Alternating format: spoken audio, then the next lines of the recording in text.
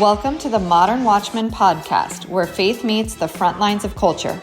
We break down what's happening in the world, what's behind it, and how believers can stand strong in truth. We're not here to fear the times, we're here to understand them. Because being watchmen means staying awake, staying ready, and staying grounded in the Word. Let's get into it.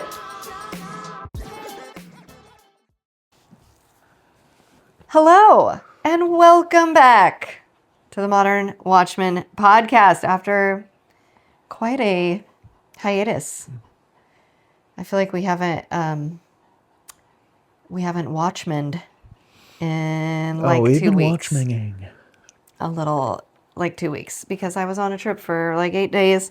And I thought about coming out here and doing my own. I didn't know if it would upset you. No, of course not. Or if it would upset our audience. Like, look, we don't tune in to hear Tom drone. I do think you're the favorite, so there's no way.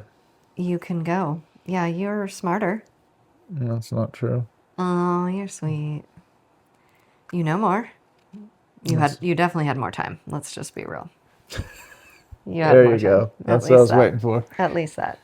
I tried to do it with like Zoom. No, and I have like very little interest in that. Well, the time change is tricky too, because also, if you can hear, we have a golden retriever here with us, and he's very much panting into my mic, I feel. That's hilarious.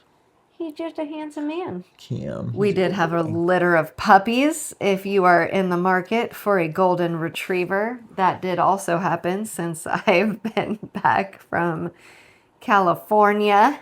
This is Camel, one of the example pups. 8 puppies, 2 girls, and 6 boys. So follow us on Great American Goldens for all the adventures of that joyful. We always do a theme for the litter, and this will be the Great American Battles litter. Mm-hmm. So, do you have ideas? Bunker. I feel like there has to be a bunker, and there has to be a Shiloh. Good. Shiloh. And that's about all I got. Getty. Getty's cute. Getty. Like the Getty. Wait. We could do. Isn't there like a Yeti? That's what I'm thinking of. I was like, isn't there like a monster that's a Getty? It's a Yeti. Okay. I'll take all the compliments you gave me before. Abominable. We're going to finish out the names probably tonight. I was thinking Hero. Goodness gracious. No, Hero. Like Hiroshima. That battle was pretty. I thought it had to be fought in America. Oh, no. I just thought it was like American victories. No, it doesn't actually have to be a victory, as a matter of fact. It could just be a well-named battle, because you might lose the battle, but you can still win the war. That's good. Yorktown? Oh, no, but we don't want to do Yorkie. That's dumb. Yorkie. Alamo? That's kind of cute. Stuff like that. We didn't win that one, but yeah. Any suggestions? Any war. It doesn't have to be. Well, you said any battle in America, though. That limits us because for a long time we've been like the undisputed World War champs, and we haven't fought much in our own country. That's fair, but no hero. No. I mean, that was a heck of a battle. No, it wasn't. It was just a one punch KO. One and done, yeah. You know? Mm-hmm. But, okay, it wasn't that's really not a one and done. It was a 1 out of 2 and done. Really. Fair enough. Did we need the second one? Do you think? Do you think we needed the second atomic bomb, Tom? You do. I mean, I think the Japanese are one of our greatest allies today. Mm-hmm. I think they're very noble and honorable people, generally speaking. Okay. At that time in history, they were a horrible culture. Okay. And I think we needed to really, for lack of a better term, put them in their place. Yeah, pretty much put our foot on their throat. And I'm glad. I'll say this: I'm glad it only took 2. How's that? Good for a whole lot of Maybe it Japanese would have that it only didn't take taken 4. Weren't they like days apart or a week or something? I think it was days. Yeah, I feel like they were very close. So we don't really even know if one would have done it. Did we They have were pretty like, I mean, Did we have plans for 3, or was there only that's ever a good 2? question. I can't remember how many we had ready to rock. I want to say it was mostly those 2. It might have been one of those things like, where do we put this thing if we don't use it? Were You know they what I of mean? equal? No, one was a little bigger than the others. Okay. Fat man, a little boy. That's right. Were they like that's how they were designed, or that's like how they ended up?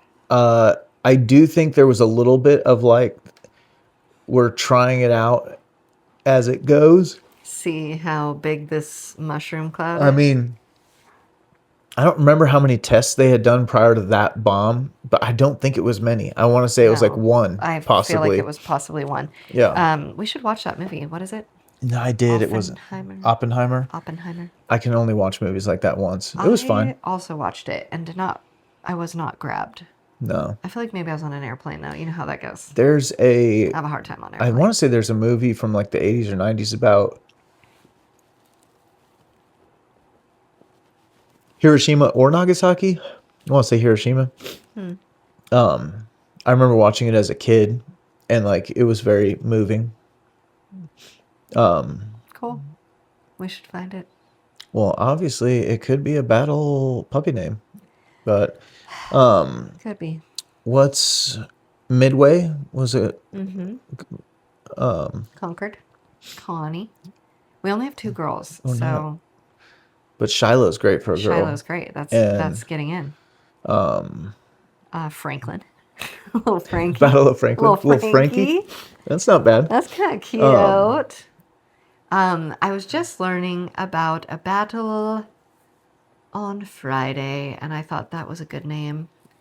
Can't think of it. Dang it. I mean, there's a number of them. Yeah. So, throw in your names. We'll probably name them tonight, though. So, D-Day? Dee-Dee? little Dee Yeah, Dee, little little Dee Dee. Normandy. Ooh. That's cute. Not bad. I mean, we could do like Revolution, little Revy. I want to go. There's plenty of Revolution. Another one, Cow Pens, the Battle of Cow Pens. Cow pens, are you saying? Yeah. Cow pens, Yeah. like what we have outside. Cow pens. We're Yeah, going to that's call what a it's puppy called. cow pens. No, that's not getting in. It did not make the list. Rambo, such a good boy. Well, we said Harper's Ferry, which was not really a battle. That was what is it? Skirmish. It was more of a say terrorist attack at the time. squeamish. It was back when the terrorists were the good guys. Yeah. Could Anyway. happen again. Anyway, lots has happened in the last 2 weeks that we have not had a podcast. Well, what do you want to talk about? Because I don't care if we talk about the last 2 weeks or if we talk about other things. Yeah. I do feel like we've been so heavy. I don't want to be heavy, but you guys, It's heavy stuff. like, there's so much. Well, that's the theme of this podcast is the Modern Watchman. We're telling Yeah, people so that If things you are better like a coming. horror movie. This is prophetic. If you like this podcast, then Well, I will say we did have, sadly, another trans shooter, but that was in Canada. Canada you mean loosely. Canada doesn't Our neighbors really to the do north. that. So what do you make of that?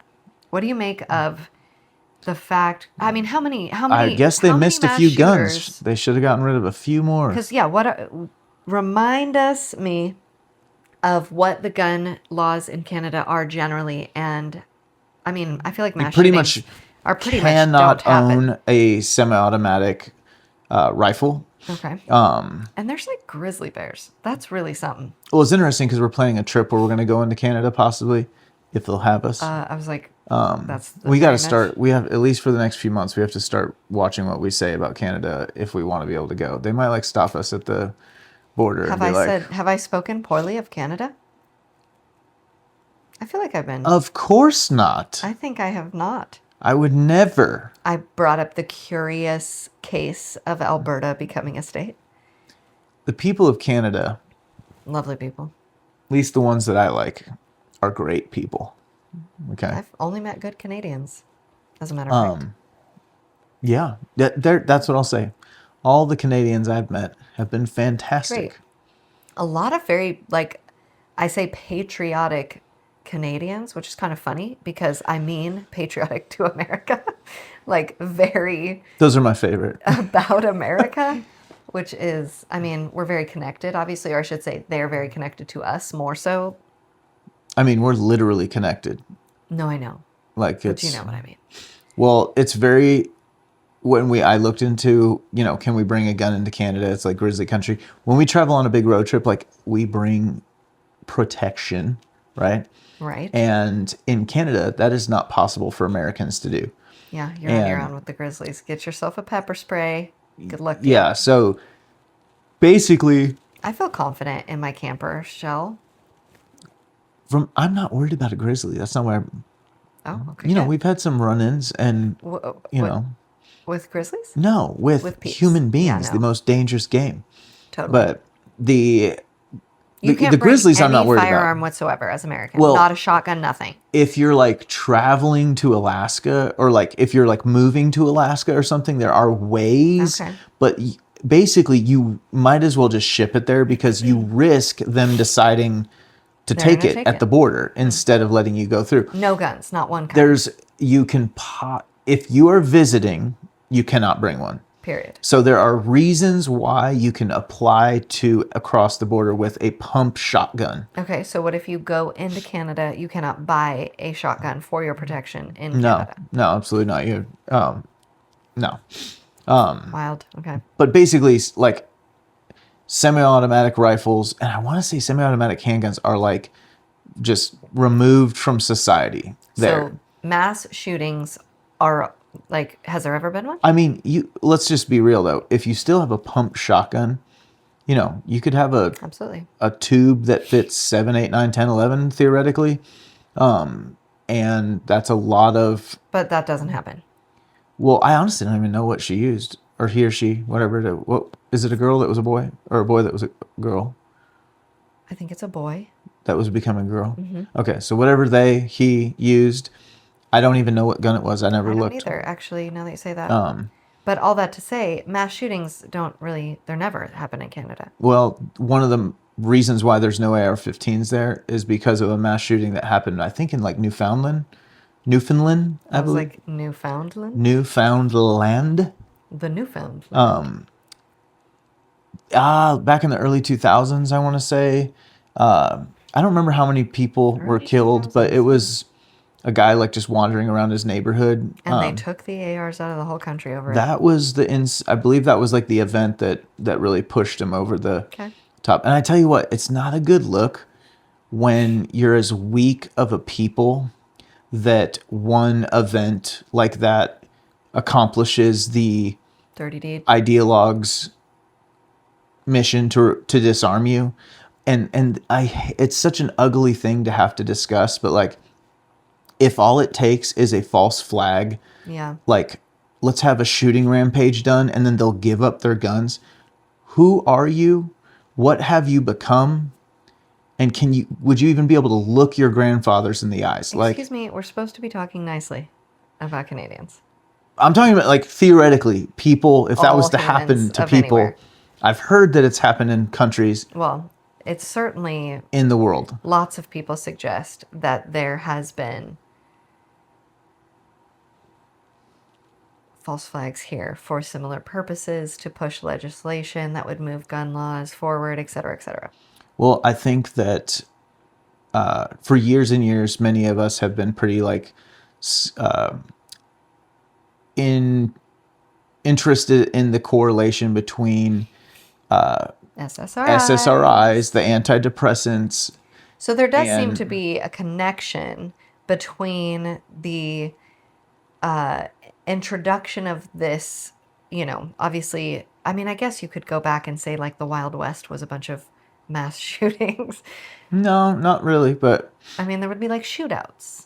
I think that's actually very romanticized by the Western movies. I guess it's different if they're shooting back at you. Like if there's two people with guns shooting at each other or two groups of people shooting at each other, that's different. But, exactly. It really came on the scene. I feel like Columbine was like the first mass shoot. Is that No, true? it's not the first. It's really the first in our kind of most recent generation. There was one in Stockton, California, First, like, school in the shooting, early '90s or '80s. Was that No, there was a at school school? shooting at in Stockton, California. That's kind of the. There were a couple, but the thing is they were very. Columbine was different because those kids took over that school fundamentally, Yeah. and just had their way for like 45 minutes or an hour or something. It's really wild. And the other big thing is that, and they went inside the school. I believe the guy in Stockton like laid down at the fence and started shooting kids who were out on the playground during recess, Sure. which is horrible. Yeah. But there is something about like in Columbine, like two hunting shooters down. just walking Yeah. the campus, and it was for people who are like from out west that have schools that are mostly open to the outside. You know, most of the country in cold areas has like classic high schools that are Indoors. closed with indoor hallways. So, you know, talking about just two shooters just wandering the entire campus and just having their way.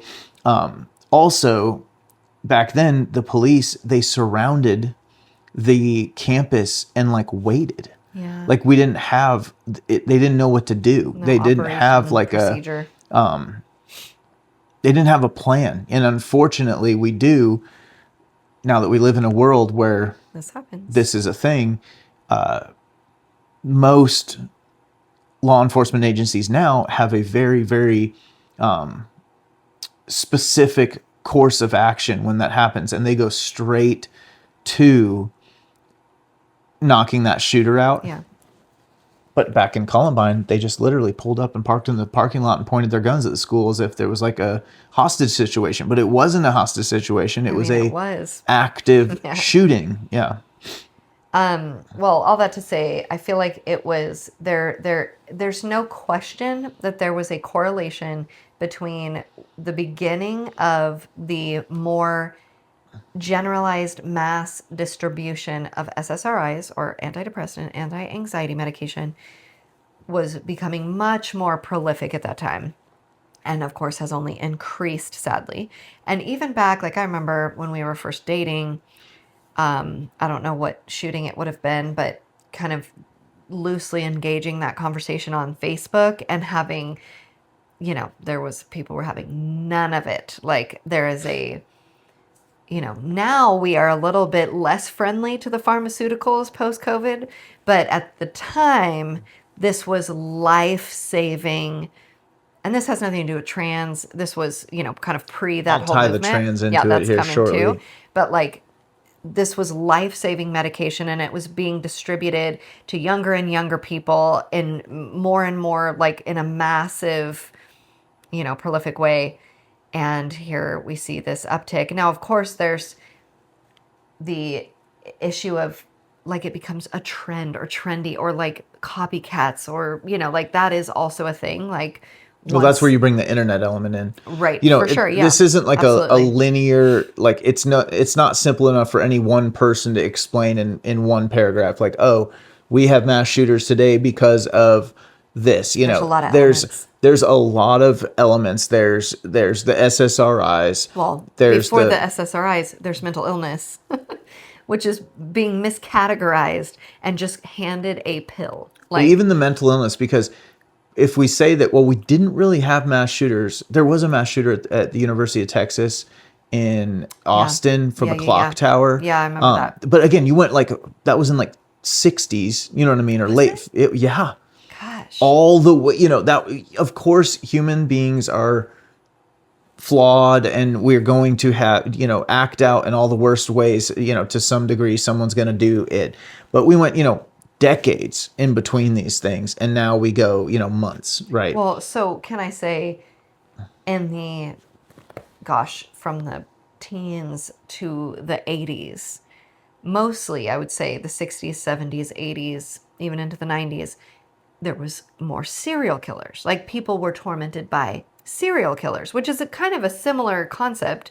You're killing people in a similar way, but serial killing became less possible when we, started to communicate from one department. Like Ted Bundy. Interagency. Yeah, exactly. Ted Bundy Yeah. was able to just like move states and start completely over, and nobody was picking up on his, serial nature of his crimes, right? Until they were sharing things across state lines and whatnot. So, I mean, there's always been crazies. There's always been people that want to kill lots of people, that, there's that impulse to do it. And I feel like now, with less ability to do it over time, or even less ability to do it and get away with it, you have to do as much as you possibly can all in one fell swoop. I think even that's a generalization in ways, because like, so you have the impacts or influences of a large pool of people, much larger than ever before, being on SSRIs. For sure. So there you just have a larger statistical probability of the outlier cases where someone loses their mind. Well, because is remember, it an outlier? Because no, hold on, let me finish. Okay. Because remember, these came with a label that said exactly what I was can cause suicidal tendencies. Ideologies. Whatever, suicidal ideations. Thank you. And now, that being said, What's many the of us were like, between suicide what and about homicide? homicidal ideations? You know what I mean? And the truth is, there were many, many, many people out there actually pleading and saying, like, I am having homicidal ideations. But that's a big deal. Like, it's one thing for the pharmaceutical industry to deal with the publicity of people killing themselves. It's another thing for them to have to deal with the publicity of their medication causing people to kill other people. And there's some legit, like, evidence of them being aware of that, but being able with their highly influential lobbyists, etc., to protect their industry from having to address that on label. Because ironically, these guys typically do suicide themselves at the end. So we have the SSRIs that are creating an en masse in the millions and millions and millions of prescriptions. Well, and this particular individual, this trans guy, was on 280, whatever the dose is, milligrams or whatever, when the starting dose is like 25 and the max dose is 250. And he was on even over the max dose. But if you know that, like, in every 100,000, you're going to have 15 people with suicidal ideations or something like that. So let's just say that whatever that number is, half of those have homicidal ideations. If you give it to 50 million people, we're going to have a problem. You're going to start having, like, incidents. Let's just call it, a mathematical probability. Now, add in things like cultural propaganda of, like, the internet, where now you have kids on Reddit threads. And I mean, even I was going to bring the trans stuff in, because I believe that trans is, like, wow, what does Matt Walsh call it? A societal virus or whatever? Contagion. Social contagion. Social contagion. So then you have adding extra confusion and things that only cause them really more challenges and frustration in interacting with their world, only make them feel more ostracized, Also adding in things like taking hormones, you know what I mean, that don't belong in their body in those numbers. And so you got SSRIs, you've got the internet of social additives and encouraging this or that, or who to hate, or who's responsible for your misery, all that kind of thing. If you're just alone on a farm out in the middle of nowhere without the internet, you don't have those things. You probably don't have SSRIs. You probably don't have the internet. Where add in our society and you get it all. Yeah. Not to mention, sprinkle video game violence in there. Yeah. Sprinkle the news and the copycatness of you're seeing this happen. Other people are doing it. You know what I mean? And you add all those things in there, and you've got a societal problem where a certain amount, and unfortunately, or fortunately, I don't know how you want to look at it, it only takes, 10 kids a year to fly off the handle and do this in America. And it's I don't want to diminish it. It makes a big impact. Yeah, if 10 kids at 10 different schools shoot up their schools, Yes, that is a substantial impact. Well, sadly, Charlie Kirk did predict after the Covenant school shooting here in Tennessee that was kind of the first trans shooter, that he was like, this will be the new thing. This is, trans kids are going to do this because, again, Christians are trying to unalive trans people, obviously. Like that's to use your word, the propaganda that's coming at trans is that people don't just dislike trans people, they're killing them. Like, I have heard many times, you're literally killing trans people. What do we mean we're literally killing? No one is killing any trans people. Like, what is even, but that is the perception of this trans community, which led to literal flags and shirts of, National Trans Day of Violence. Do we remember this? And like, it was the trans flag with like an AR on it. This is an image. They're AK people, but go ahead. Oh, Yeah. AK. See, I wouldn't know. Yeah, the they wouldn't difference. either. But there you go. See, it's Well, propaganda. And it's crazy. I even want to back up because, the average white liberal woman that's listening to this would be like, what about all the white males that did it? And we should talk about that too. Absolutely. So because Dylan Klebold and whatever his name in Columbine, I mean, they started it all. Mm-hmm. And there was a lot of people because it was like goth, the trench coat mafia. Yeah. This all started with like the trench coated incel white male nerds. Let's just say it. Again, the through line is they had some of the very same problems and they were being addressed. Well, not even bullied. Let's take it back further. They didn't feel like they fit in the world, sure. Which was, believe it or not, actually a very normal thing since the beginning of time. Yeah. Especially for adolescents. Well, 2% of the kids in any group are the cool kids. It's always been, I guarantee you, go back to ancient Rome. Ancient Rome. Ancient Greece. There were the cool kids, and I'm sure then there was the majority, just the rest, And my point is the things that were introduced to society is what changed. Humans didn't really change, and SSRIs, violent video games. Let me post something. The internet. Go ahead. Group school, the way we do it, is relatively new in the experience of humanity, which is also another element of, to again say, bullying or cliques or cool kids or whatever.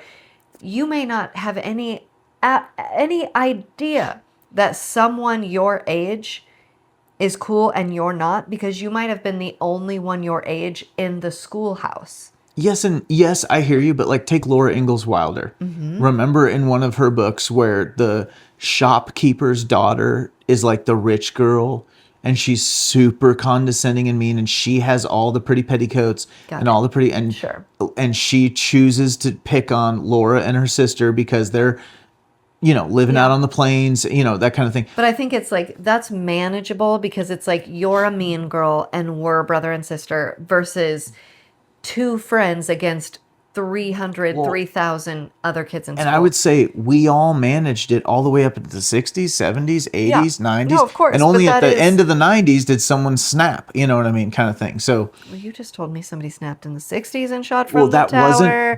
And the Stockton showed up. No, but that wasn't an ostracized, not weird kid. Oh, it wasn't? It was a grown man. And same thing in Stockton. I believe it was like an adult, so it not... grown man, college man. No, I think he like worked there or something. The point being is that I feel like what we're really focusing on a little bit more is the peer, I think those were anomalies more so. Where the peer dynamics have shifted. And what we have now is kids going into schools and shooting, up their own school or their own community, whatever you want to say. The ability to do that. Like, again, when you had a schoolhouse of 12 kids, you didn't have the ability to shoot up a whole, giant building of... I think that even with the incel white male, initiation of this trend, that the through lines were all the same. You know, they didn't quite fit in, and instead of being properly like helped or dealt with, they were given medicine. They had new outlets and new inputs. And between the inputs of pharmaceuticals and the outlets of violent video games and the inputs of the internet, you know, like there's some new elements that started to show up right at the same time this became a problem. So I have a hard time, and I know there's a lot of people I'll catch a lot of flack from for saying violent video games have nothing to do with this. Okay, I think they have some. Now, I'm not blaming them at all, but I'm saying when you create games that are literally the entire point is to kill, maul, destroy, like Grand Theft Auto, and you get points for the more human characters you kill, etc., that's like that's antithetical to how we're trying to wire children for our society. Desensitize in this in the same way that I Love Lucy depicted this married couple sleeping in two separate beds because we did not want to desensitize viewers to sexual, behavior. We can say we've obviously left that in the dust right alongside violence in movies. I would say movies are just as bad, if not worse, than video games. Movies are certainly, I didn't play video games, but I certainly have seen, I mean, truthfully, hundreds of people die. I could give you the differentiation. Hundreds of people because you're participating. Witnessing hundreds of people dying and being the killer. The killer is different. Sure, but the whole thing is relating to the desensitization to the thing itself. So we are desensitized to death generally as a culture. We are very much desensitized to sex generally as a culture now than we were before. There is no... Well, here's the thing, because I would say it comes to if you have enough of a sample size, you're going to have different results depending on the the nurture and nature elements, right? Yeah. So I have desensitized my boys to death in certain ways that other kids aren't desensitized, right? We've shot deer, absolutely. We've killed squirrels, we've killed hogs, we've gutted those animals, we've cut them up and we've eat them. So excuse me. To some degree, that's a desensitization there. Absolutely. But along with that came a bunch of other elements of, it wasn't desensitizing in the sense of let's just kill as much as we can. And okay. That has always existed. Actually, that existed more than it currently does. When back in the day, when you lived on a farm, you killed chickens every night for dinner. You killed animals. So again, that is a different thing. No. I think we're on the right path here. We used to have a healthy relationship and respect for life. There you go. That's fine. And what we started to do is remove the responsibility of taking life. Yeah. But have no concept of what it actually meant to do so. Sure. And then what concept we were given was mass violence in video games with zero,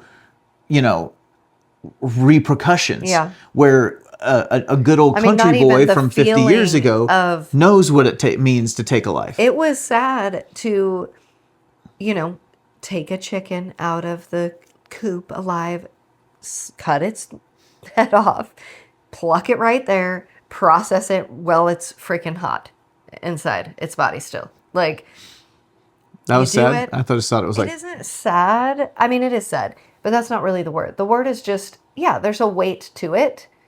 There's a weight to that animal is just alive. About 3 pounds. And now it is food. And I think that, I think there's a reverence to it, but there is a feeling that is associated to it that is a little bit uncomfortable. And again, that's maybe not the right word, but like, I guess just a weight. There's just a weight to it. There's a responsibility in it. That is removed, yes, in the movie watching and or participation of video games. But I think, again, we're not pointing at any one specific thing.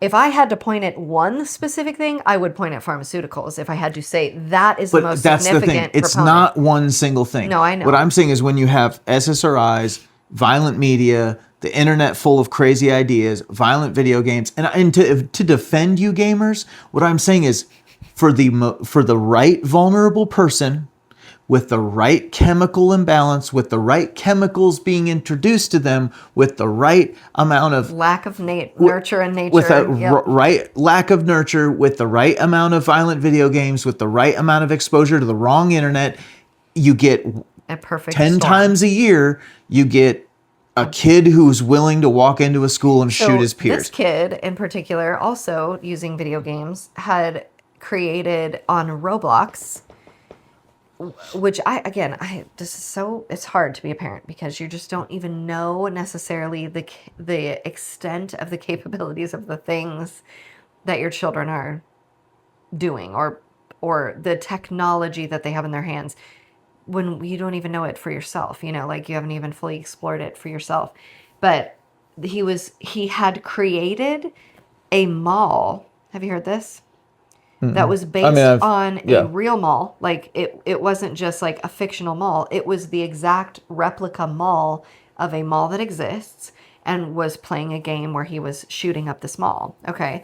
So first of all, there's again using not just a fictional video game, but we've now gotten to a place where you, the guy, can create an environment you want to create that is real.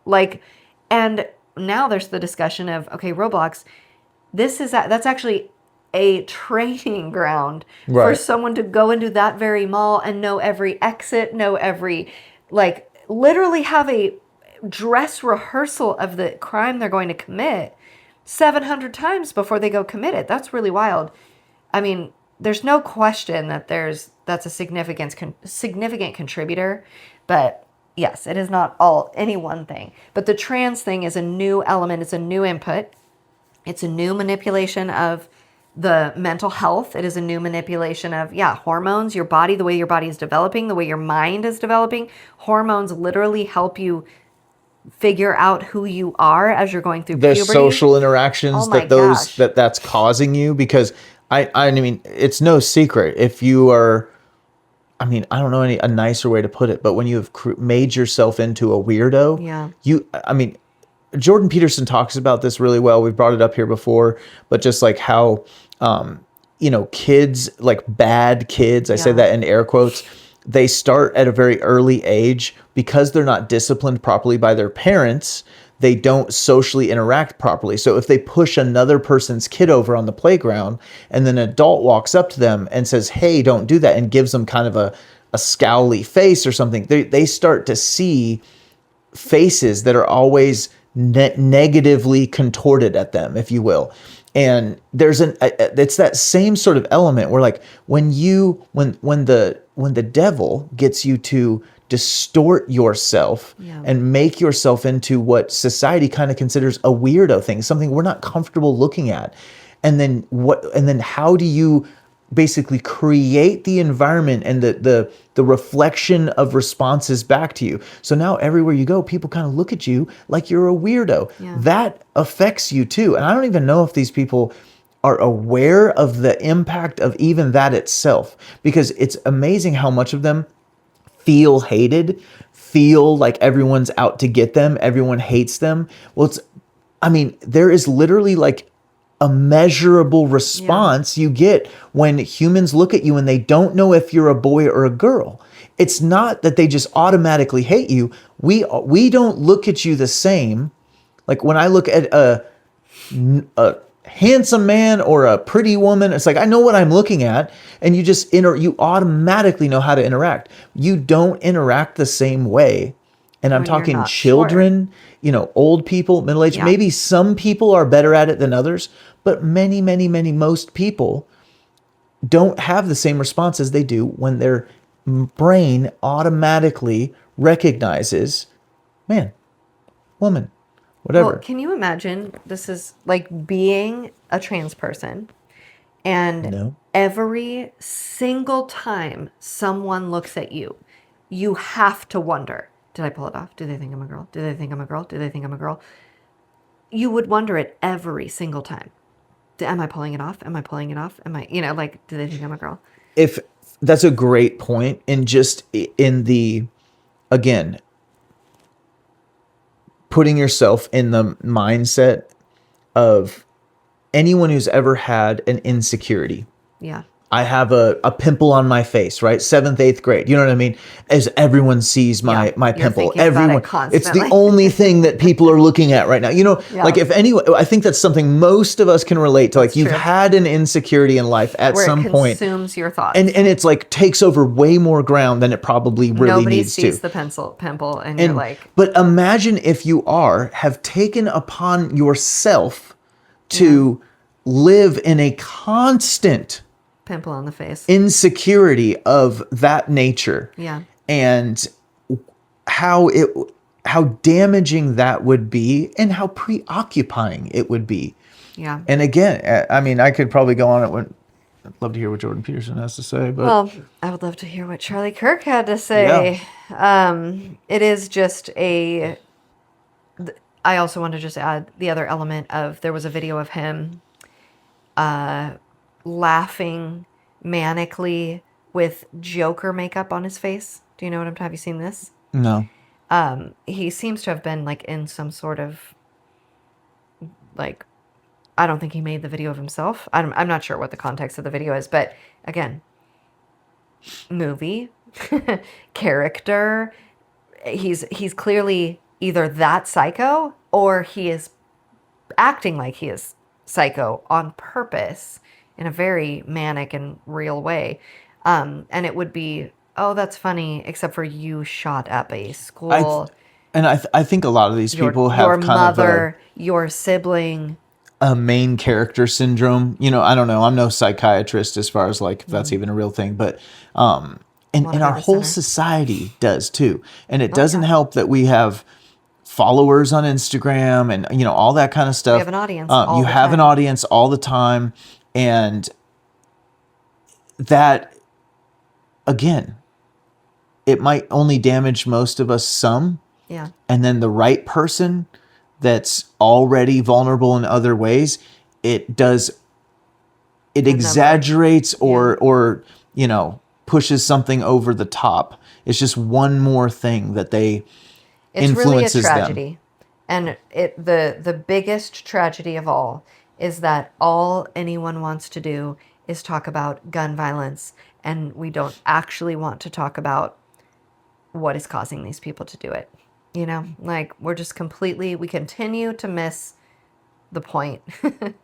And it will continue until we get to the bottom of it. The actual reason people are doing it, not the weapon they're using. Because there was also a mass stabbing. What, in Europe? Do you know what I'm talking about? The mass stabbings happen every day all the time. In Europe. So, if not every day in Britain alone. But there was a particularly... I mean, literally, I listened to, if y'all are, there's a really, really good, I don't even like to call it news report. I'm going to call it an intel report. And it's called S2 Underground. And he posts a 2 to 6 minute video every single day. But it's actually more of an audio kind of thing. But you'll get all the breakdown of those kinds of events, and it's incredible. He does a very, very good job of an objective reporting on kind of global and domestic events. No, everything, anything that's important. But he always hits on terrorism and stuff like that. So again, I just bring up that to say it's not that if we take all the guns, the violence will go away. People are using other weapons to commit violence. They're using cars and crowds the girl that was stabbed on the subway the week Charlie Kirk died. Like horrific, terrible.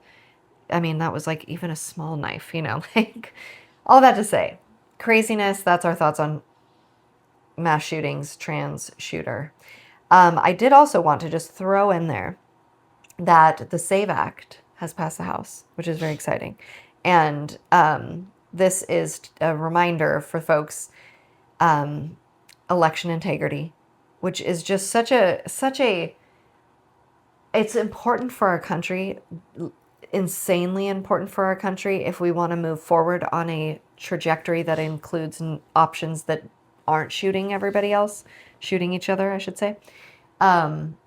Election integrity is everything. It also is very catalytic for me in particular because the 2020 election is what really tore me out of my passivity and my ability to keep my head in the sand. And so the SAVE Act requires citizenship, identification of the citizenship. It requires voter ID. And there was one other element of it that I really liked. Citizenship, voter ID, can't recall. But it did pass the House, which is great, but it obviously has to go through the Senate, and it has to pass with 60 votes in the Senate, which doesn't make any sense to me. Do you know why that is? I don't. So is it just simply because someone says they're going to filibuster it? I think that maybe is it. I'm going to have to look into the formality of it. So if you oppose the passage of a bill, this is only in the Senate, you can filibuster, which filibuster used to mean you have to debate the bill, okay? And as long as the debate goes on, you debate the bill. And so it became a way, I mean, I'm sure it was initially a way to truly debate and like, wait, I have things to say. I have questions to ask. Let's discuss this. Let's, whatever. But it became a way to stop legislation from going through. You could just stand up there in the Senate and talk for about anything. You didn't have to be debating the bill at all. You had to be talking. There's literally instances where people took the phone book up there and read the phone book for as long as they possibly could. People have worn diapers up there because they plan to literally stay there for 24 hours straight or more.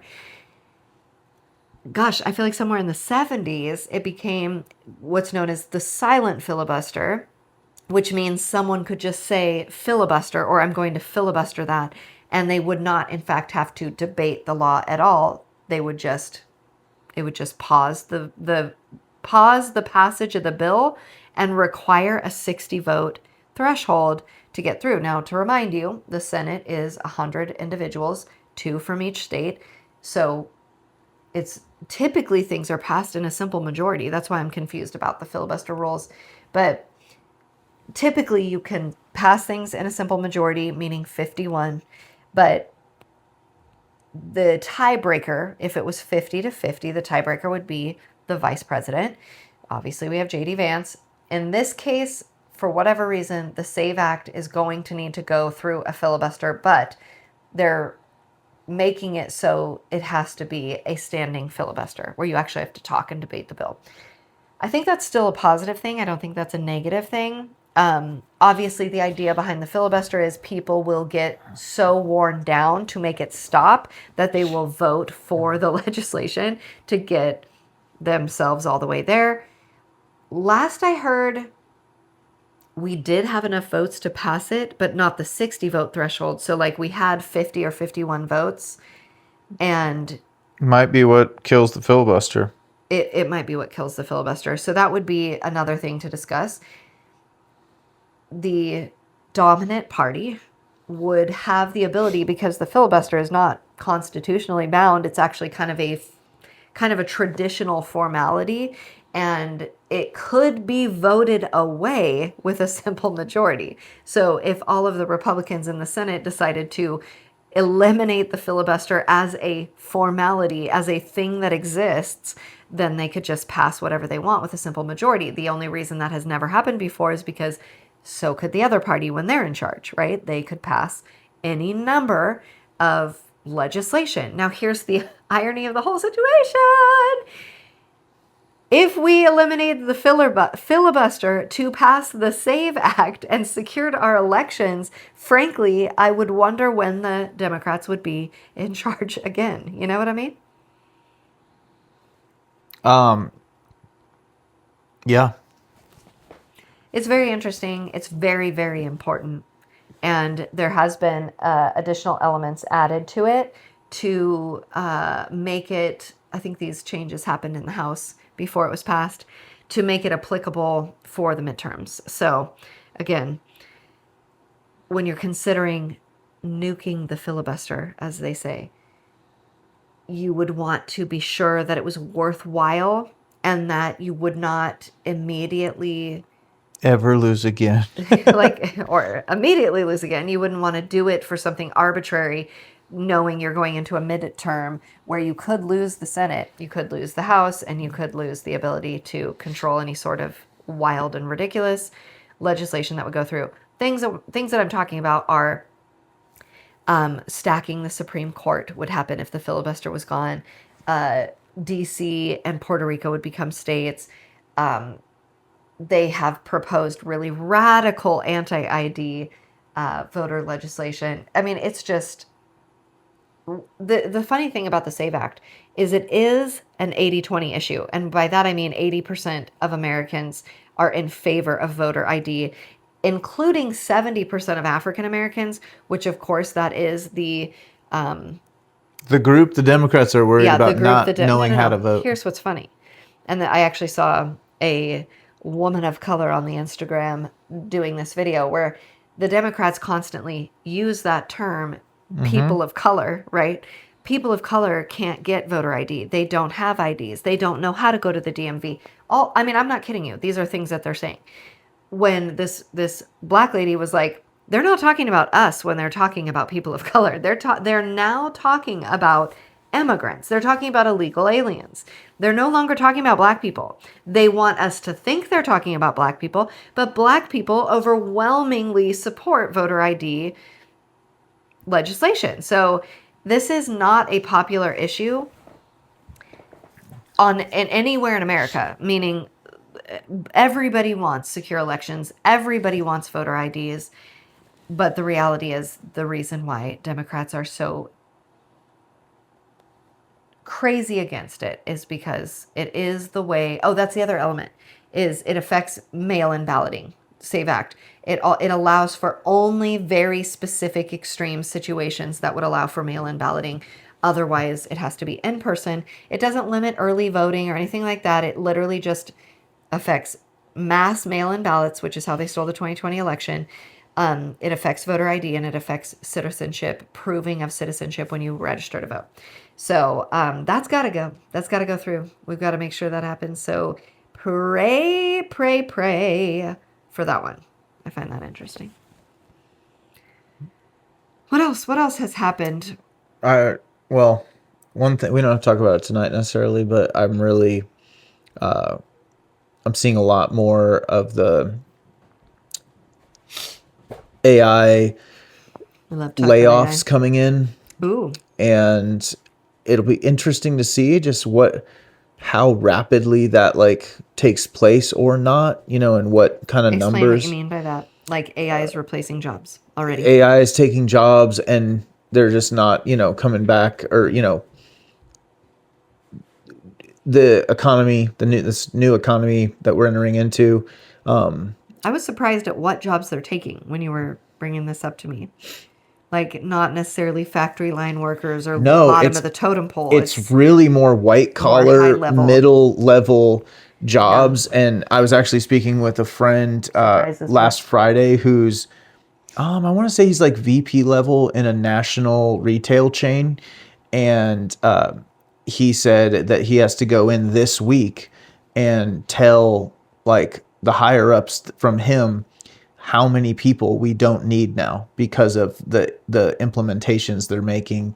And it'll be up to those people what to do about it. But it was not, people on the floor, stocking shelves, it was mid-level. It was in the marketing department, in the, exactly, in the corporate office world. Certainly graphic design is there's a lot of software engineers, a lot of the marketing, graphics, et cetera, can just be diminished down to, exponentially. If there was 10, you might need only 2 now or whatever, and, in one of the other endeavors that I do with a partner in the software realm, we're like bootstrapping it, and we have, development costs are our number one cost. Falling expense.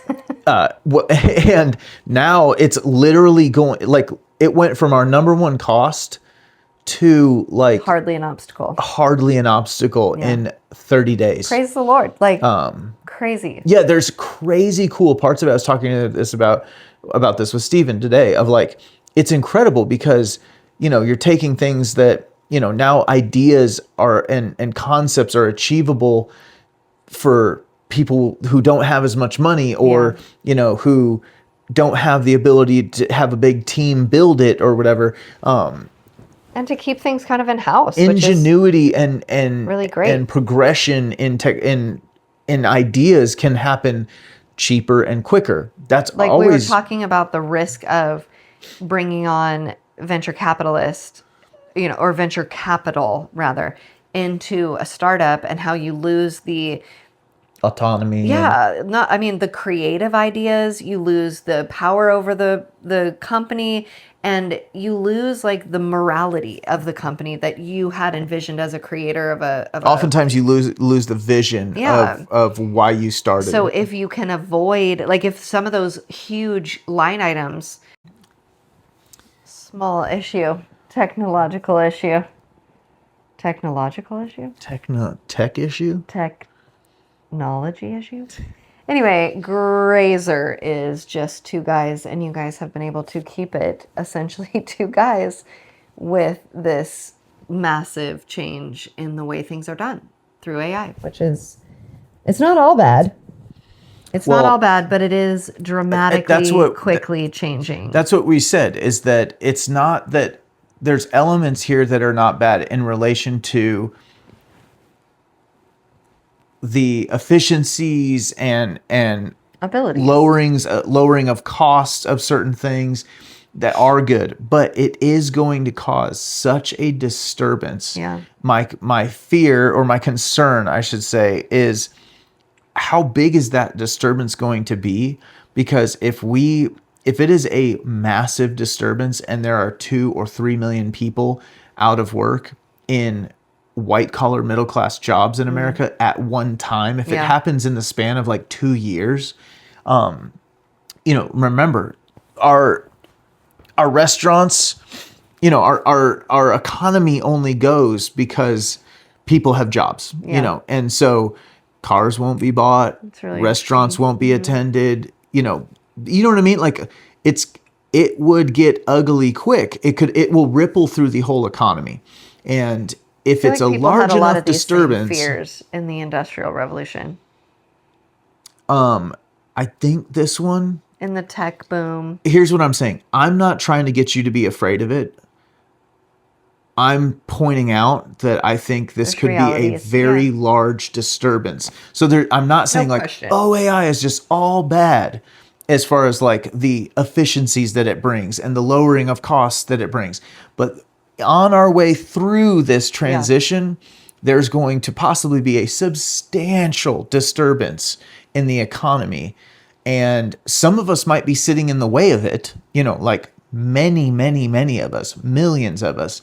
Sitting in the way of it. What do you mean? We might be the ones, like who you could be listening to this right now. It might be you, that is actually the one whose job's going to be replaced. It could be me. I'm not trying to sound holier than thou or untouchable here, or even if it isn't you, if you own a restaurant, but the software companies, lay everyone off, and the corporate offices lay so many people off, you just lost some it of your still customers. could affect your business substantially. And again, dry cleaners, you pay.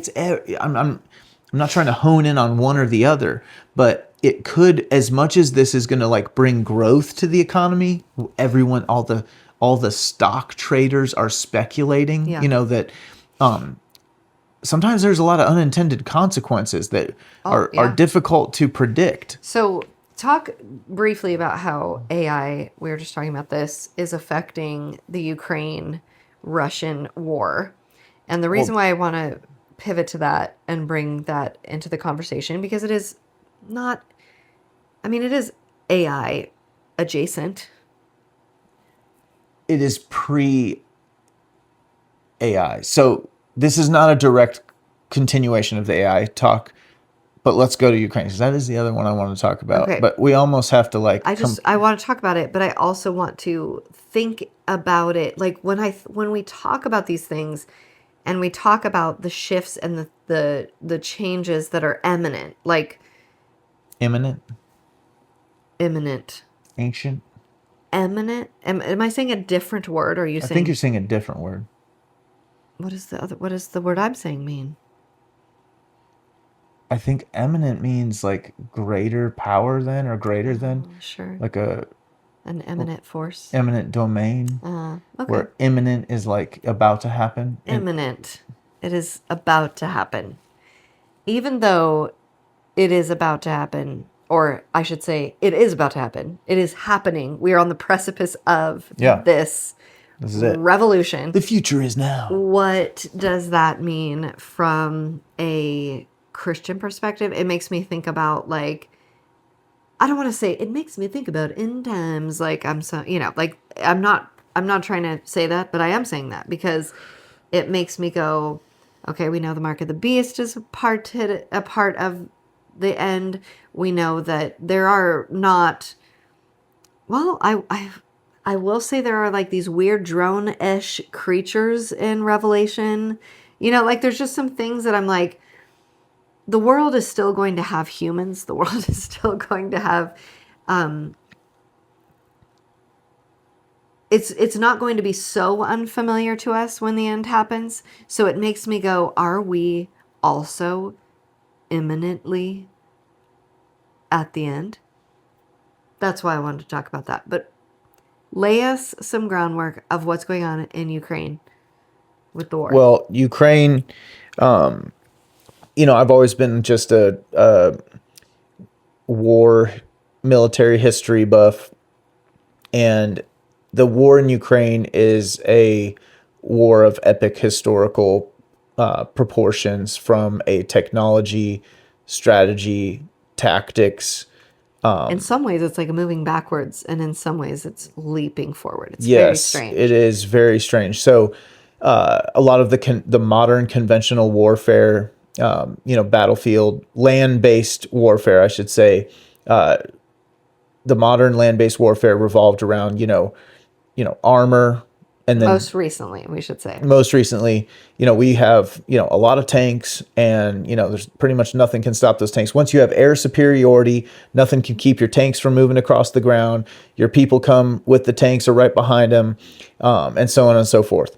Well, the drones came in and just dropped RPGs on top of the tanks. Literally just like nothing you can do about it. And when you say a drone, you mean like an unmanned... An unmanned aerial vehicle is actually the technically correct term for this.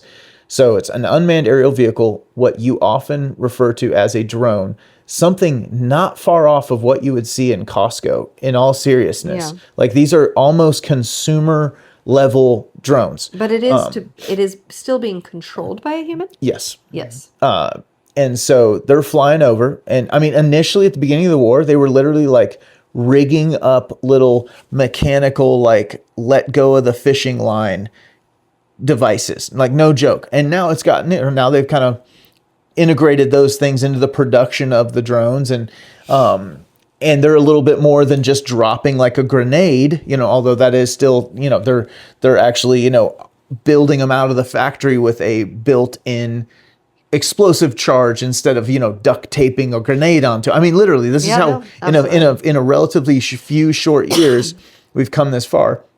And so they basically just made armor, tanks, artillery, vehicle mounted artillery defunct just like overnight. It was like, what's the point of putting a $30 million tank out there for a guy to drop an RPG on top of it that you can't even see it coming?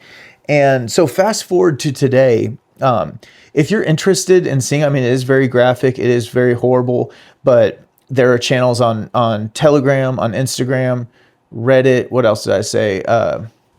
Telegram, Instagram, and Reddit. Yeah, That's what they okay. said. I'm sure there's others, but where you can actually see firsthand footage from the front lines, from the, even the rear is interesting too. But I was How sharing. have we not created anti-drone Well, hold on. domes? So now, after drones just dominated in the battlefields in Ukraine, they started to go into trench warfare. They couldn't walk around up on top of the land anymore. And you're saying both sides. This is happening on both sides. Yeah, both sides are using drones. Both sides are using trenches. So they start to dig down and hide underground from the drones. Which is what we did in World War Uno. Well, and every war before that, because trenches have been around for a long time. But and even in World War II to some degree. Just so now they're the Civil War. We would just walk across in our parade outfits. Civil War did a lot of trenching, believe it or not. Trenching was the thing. A soldier. Is it fair to say that World War I is like known? It is. Yeah, okay. World War I is known for that. But a soldier is a shoveler. Either way, so the forces, the dismounted infantry. I'm thinking of the Revolutionary War. Also, tons of trenching. I'm thinking of where they wore their little parade outfits and shot cannons at each other, and they lined up and like marched towards each other with drummers. It's kind of how they did it in Civil War too. Really? Yeah. Did they have drummers? Yeah. That's really so. When did we lose the drummers? We should bring them back. Maybe that's what the problem is. Get Trump on Truth Social about that. A little pep in the He'll have Travis Barker out there I tell you. On a gyroscope drumming our men troops right into Iran. That's hilarious. Iran. Okay, sorry. Carry on. So pushes infantry underground into trenches because there's drones flying all over. Shotguns make a comeback because literally you have these things flying through the air and it's harder to shoot them with a rifle. Wow. So they literally start bringing shotguns into the trenches to try to shout the drones down before they literally come and explode When was the last time a shotgun was on a battlefield? They're on the battlefield all the time. They're against the Geneva Convention, but they're against. Shotguns are used for breaching, like blowing a lock right off or a door, handle out that you can then just go right in.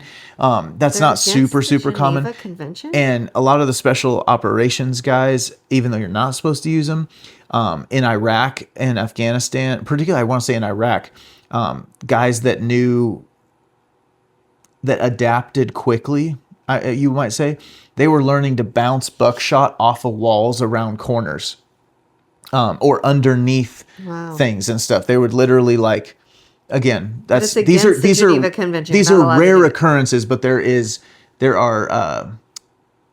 are what would you call it? Instances of it. Yeah, whatever. So the shotgun's always been around. The shotgun's always been around. And in fact, in World War I, World War II, it was called a trench gun. It was a shotgun. Wow. Because you could just turn around that corner and just fill the whole trench with lead kind of thing. But either way, shotguns make a comeback as an anti-aircraft device, basically. And so drones are just dominating. We're in the trenches. We're trying to shoot them down with shotguns. And so then the drones start hitting logistics lines. So trucks that are taking personnel, either back to field hospitals or to the front lines or bringing supplies or whatever. Bombing the actual road. The drones just start hitting these guys and making these supply routes just untenable, And so what used to be done by artillery and you needed a spotter is now done by throwing a drone up in the air and going, 5 miles from here, there's a truck coming. And then they call in an armed drone. So there's the spotter drone up there just observing the battlefield. Wow. And here come 4 trucks. And he just radios and goes, put 4 armed, 4 explosive drones in the air and come to my location. Dude. And they come in and they just blow the out of these trucks. Gracious. So then what happens is now there's video, we're fast forwarding a little bit. Mind you, this took a few years to kind of... We've been at war for 5 years. It's been going on for a while, but now there is video where the entire supply line, the main roads, literally look like a golf driving range. There is a dome of a arch of netting. It's interesting that netting is sufficient.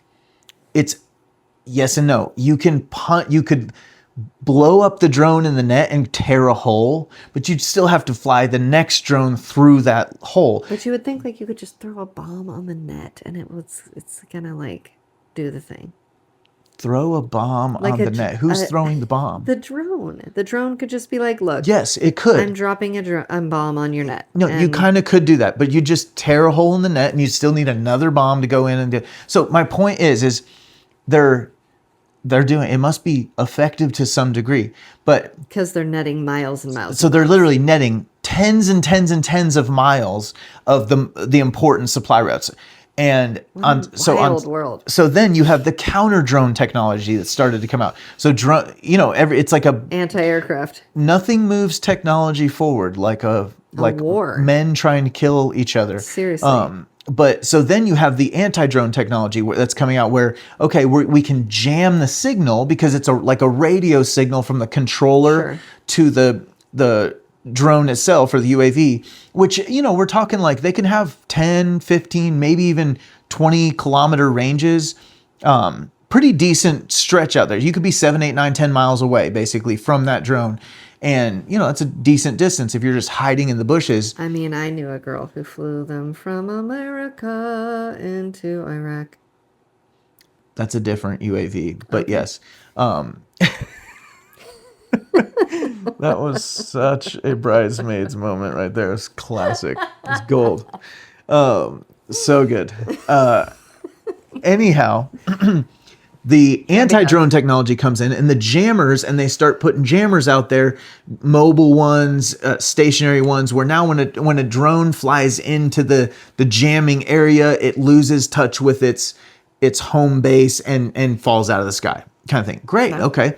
Well, that became so prevalent that they start going to fiber optic drones, meaning there's a little tiny spool with this little tiny like filament wire that connects to the controller. The home base where that drone takes off, it starts flying, and there's a spool of wire coming, and I believe it has to come off the drone because otherwise the drone would have to pull it from the base. So it comes off the drone side, I believe, and it can fly. Again, they have like 10-mile ranges still. There's 10 miles of this little filament wire that sends the signal from the controller to the drone, and they're flying hardwired all the way to the target. Now, mind you, this is wild, right? So what was I going to say about that before? So there's fields where, I'm not even joking, I've seen video where it looks like, have you ever seen one of those like fields that almost looks like it's just like covered in spider webs, or when the dew is on the spider webs, and you could and it's just literally coating the entire field. And I'm talking like 100-acre fields that literally have all of this, like they are carpeted in fiber optic cable. And when I say cable, I'm talking, it's like fishing line. It's like thinner than fishing line. Literally like a glass, like super, super, super, super thin filament. And it's all over these different regions, wherever the war is being fought. Drone after drone after drone after drone every day is just flying out and leaving a wire. So what they came up with then, hold on. A wire because the drone is being destroyed. It's not returning. They're one-way trips. They're exploding. They're explosive on the other end, right? They're hitting a target, ideally. I thought they were dropping something on. No, okay. So there's the dropping drones, and there's like the suicide drones. Drone. Yeah, and they've just pretty much figured out the best way to do it is just to fly that drone right into that guy on the motorcycle or the guy in the trench or whatever. So then these guys are figuring out, okay, if we string a hot wire, like a metal wire, and attach it to like a car battery or whatever they're attaching it to, and get that like an electric fence for it's cows. Like it's a super hot, or not super hot, it's a hot enough electric fence to where when that filament wire falls on it, because remember, that drone might be flying 60 feet in the air, but eventually that filament wire is falling to the ground behind it, right? So now they're setting up all these hot wire traps for the filaments where when the drone flies over and eventually the filament lands on it, it melts and breaks apart.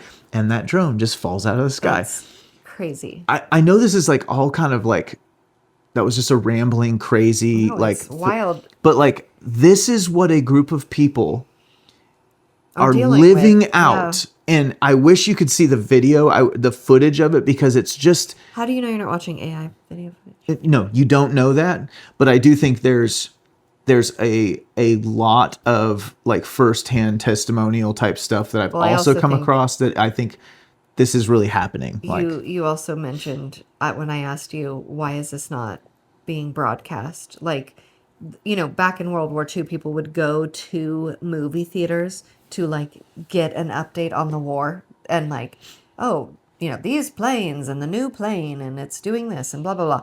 We're not having any conversations about what's actually happening on the ground and the evolution of warfare on the news. It is not being broadcast to the people. And you said because there would be much less support for the war if we actually knew the hellscape that they were I think people living would in be and enduring. terrified of it. Yeah, it is very interesting. That actually validates that what you're seeing is real when people aren't talking about it. To me, I'm like, if this were not real, people would be pushing it.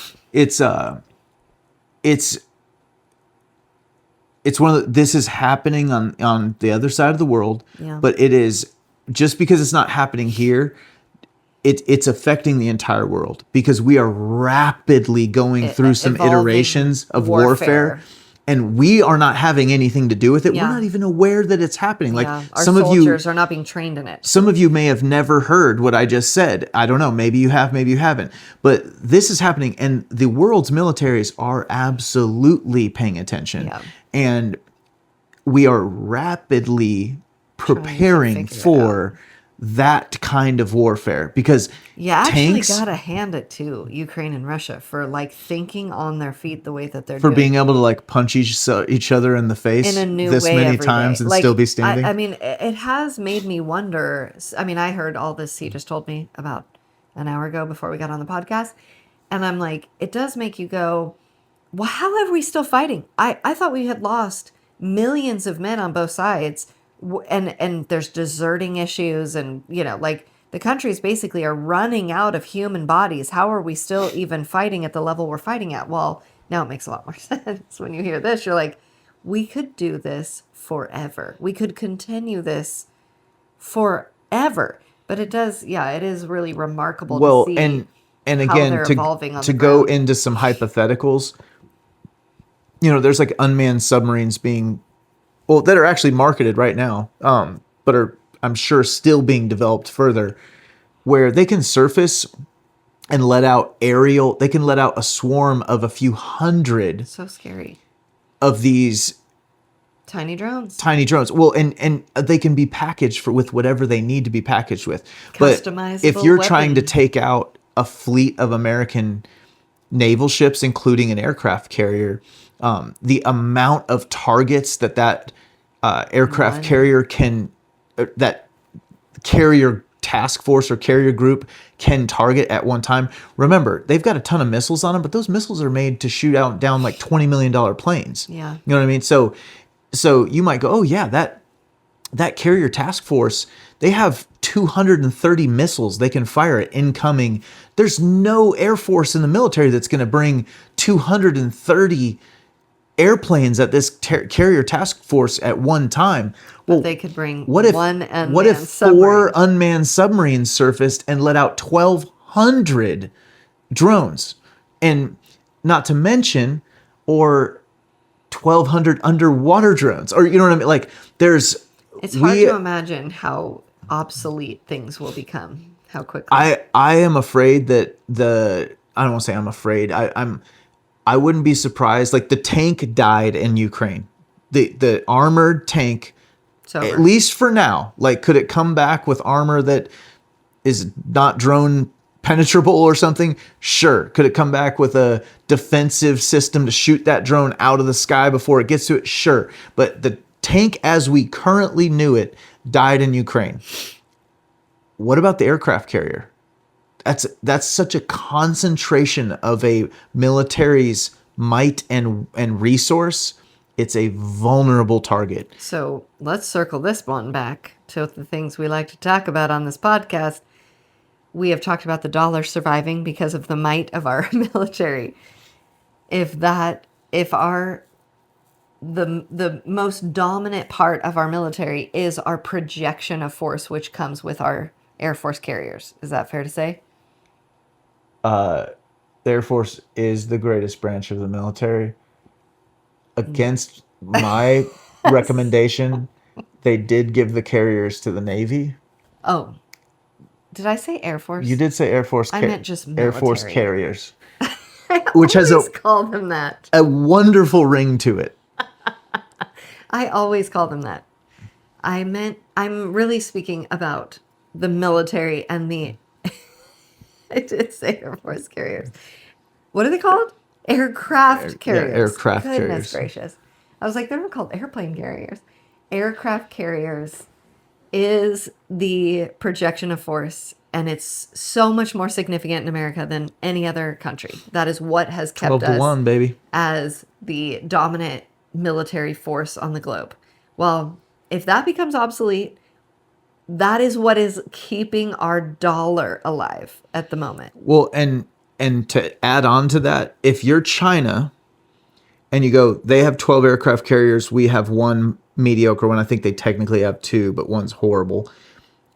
And you're seeing the rise of and the transformation of warfare, unmanned aerial vehicles. You're like, I'm not making aircraft carriers. Unmanned underwater vehicles. Do you need to make 11 more aircraft carriers? Or let's call them Air Force carriers. Do you need to make 11 more Air Force carriers? Or do you need to discover and develop the Achilles heel to the aircraft carrier? And I'm telling you right now, they're not stupid. They're going to come with something that we can't. We're not thinking is not that our current strategies and force are not capable of dealing with. This is where that's what they're going to come with. That's what anyone with any sense would do. You're not going to outbuild America in a military. You're going to undermine the very essence of what we do. This is where I get really annoyed at America for the last 50 years. This is where? It's one of the places. Okay. Yeah, I was going to say, I'm pretty annoyed. Well, this is where I get really annoyed for like a long time. Oh, okay. Not acutely annoyed, but like, annoyed for a long time. Accumulatively annoyed. Yeah, I got you. Is our just utter freaking pride. Where's our innovation? Like, how are we the lamest? I mean, in fairness, we could do some pretty crazy cool things. We can put a plane in the sky that soaks up every single signal that it can possibly reach. I mean, that's impressive. I'm unimpressed. We don't have unmanned the F-35. How are we not thinking of that? The F-35's radar signature is like a mosquito. These are words. I don't really okay, we do very impressive things. Our innovation is so regular. It's so of the thing. How do you use regular and innovation in the same? You're like vanilla innovation. It's just so I'm looking for some pecan, cinnamon, mint innovation, not vanilla. You know what I'm saying? This is a cumulative annoyance that we have continued to How did we not come up with the unmanned subs? How did we not come up with that? Well, in fairness, the unmanned subs I love to see you come to the defense of America. You won't find a more better Air Force carriers than loving. I love America for what it stands for, and I agree with you in a lot of ways. But I will say I've been obsessed with that guy. Oh dang it! I'm already forgot his name. You're not very obsessed if you've already forgotten. Well, he founded Andril I know. Industries. You've talked about it a lot. Yeah, he's a really interesting guy. Well, he's the one that's building these unmanned subs that can. Why is he giving them to other people? No, but I'm saying, if you don't think other countries are doing it too, you don't think the Chinese are all over that? I thought you said that only other countries were doing it. No, but here's the thing. The United States has to buy them from him. From this man. Yeah. So I don't know. Yes, he is. And he's a full sold out for America guy. He's actually trying to address these very things. Is he selling them to China? No, he would not do that. Not at all. Okay. I love how you're defending him now. You're like, no. But he would never. Well, the United States has the ability to keep a defense contractor from selling to a country we don't want them to. Just so you know. Way to think ahead there, America. Yeah, we've done one thing right. I kind of think we need to cut this off because we could go so much further with this, and we should, because there is some really interesting things to talk about down this road, but I feel like we're just like, we could just go and go.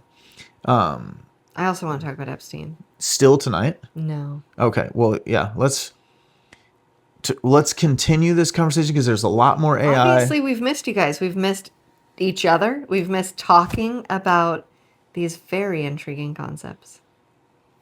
But I bet you guys didn't think about all those things. I bet you didn't think about those things. Let's hope someone has. Okay. Thank you for listening to this extra long episode as we are jumping back into the routine of talking to you people. And follow, subscribe, share, etc. Thank you.